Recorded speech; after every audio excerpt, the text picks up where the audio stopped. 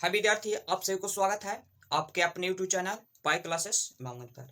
तो विद्यार्थी, आज मैं आप लोगों के लिए लेकर आया हूँ बायो का क्लास, जो कि बहुत ही मजेदार टॉपिक लेकर आया हूँ विद्यार्थी, श्वसन। जो कि श्वसन के बिना दुनिया में कुछ भी संभव नहीं है। यदि श्वसन आप नहीं करते हैं तो आप नहीं रह पाइएगा।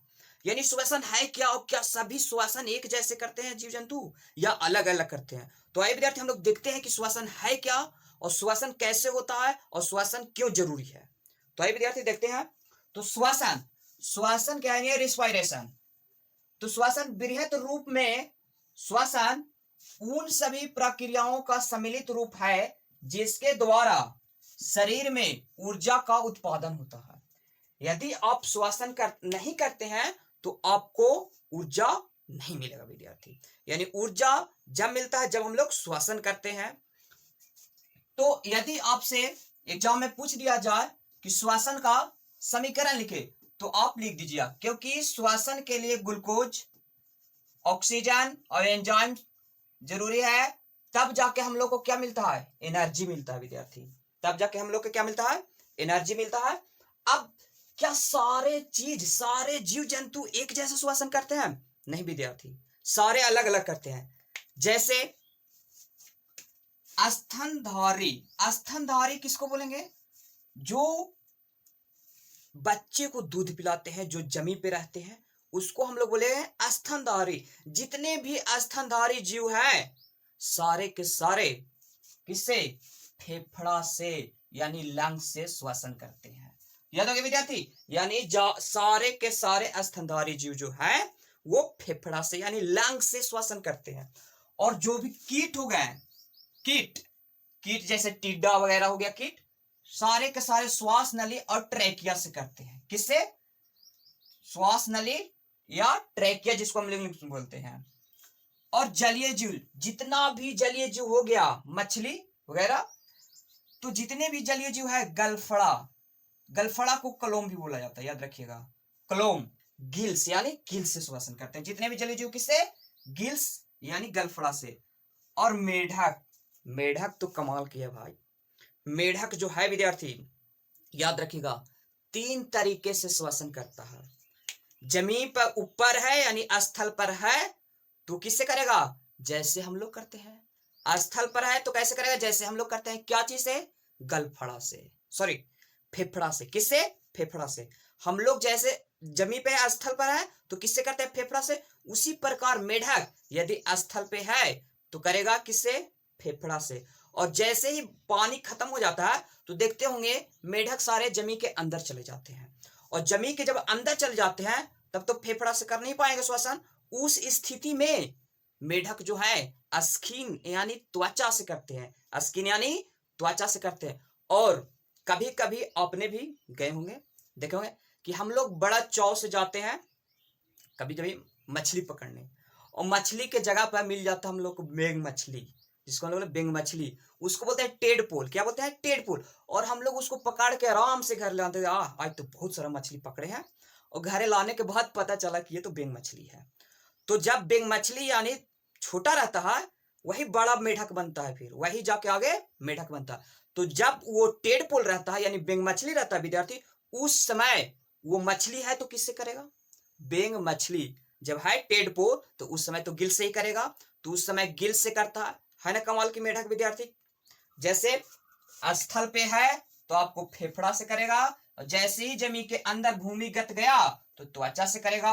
और टेडपोल है यानी बेंग मछली है तो किससे करेगा विद्यार्थी? यानी कि गिल से करेगा विद्यार्थी। आइए अब हम लोग देखते हैं विद्यार्थी श्वसन मार्ग। श्वसन मार्ग क्या है? तो वायु जिस मार्ग का अनुसरण करती है, वायु जिस मार्ग का अनुसरण करती है उसे श्वसन मार्ग कहते हैं। यानी श्वसन की रास्ता कैसे कैसे है विद्यार्थी। यानी श्वसन मार्ग में क्या होता है? रास्ता। यानी श्वसन मार्ग कौन कौन सा है?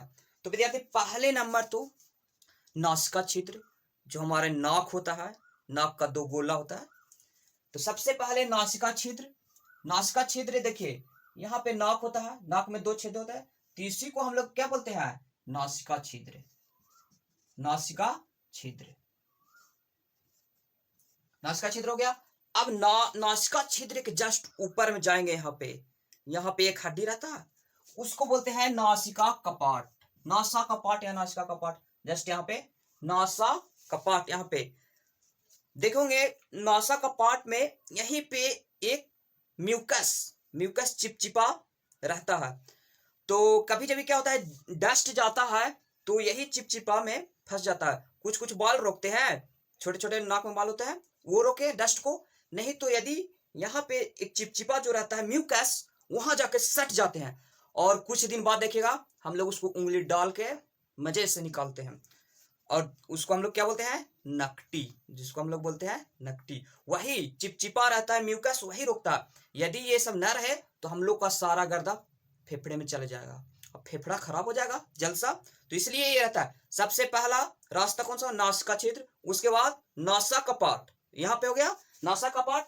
उसके बाद स्वर यंत्र यानी लैरिक्स, स्वर यंत्र यानी लैरिक्स, ये हो गया आपको, सॉरी यहाँ पे स्वर यंत्र या लैरिक्स, ये हो गया आपको स्वर यंत्र लैरिक्स। ये देखिए हड्डी दिख रही है, ये वाला, यही है आपको स्वर यंत्र लैरिक्स। ये इसी से स्वर निकल शब्द है ना, इसी से अगर यदि आपको स्वर यंत्र चप जाए तो आवाज आपको डिफरेंट निकलने लगता है ना, निकला ना डिफरेंट आवाज। तो यही है आपको लैरिक्स यानी स्वर यंत्र, इसी से स्वर निकलता है। अच्छा, जिसका अच्छा रहेगा मीठा स्वर निकला, जिसका बड़ा है भां जैसा निकलेगा आवाज। तो और स्वर यंत्र अब है श्वास नली और ट्रैकिया। देखिए श्वास नली और ट्रैकिया, ये है विद्यार्थी, ये जो है ये छोटे छोटे नाजुक से हड्डी रहते हैं, इसी को बोलते हैं श्वास नली ट्रैकिया।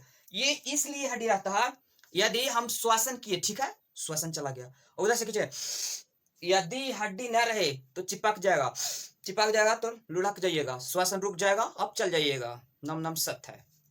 तो इसका काम है कि जब हम लोग श्वासन घींचे, श्वास को घींचे, तो ये सिकुड़ने नहीं, चिपकने नहीं देता है, इसका यही काम है। ये आपको क्या हो गया, ट्रैकिया, ये पॉइंट रहता है ट्रैकिया हो गया। और उसके बाद ब्रोंकस है क्या पता है, देखिए ये आपका जो है ब्रोंकस है, क्या ये ब्रोंकस, ये आपका ब्रोंकस है, ब्रोंकस नहीं, ये ब्रोंकस से आता है। और ये हो गया आपको वायु कोष्ठक, क्या है साहब, वायु कोष्ठक, ये जो है फूल जैसा, ये सब वायु कोष्ठक है। वायु कोष्ठक कोरोना होता है तो क्या करता है, इसी को ब्लॉक कर देता है, किसको, इसको ब्लॉक कर देता है, इसको ब्लॉक कर देता है, जिसके कारण सांस नहीं ले पा रही, घिंचते रहिए, वही नहीं घिंचा पाता।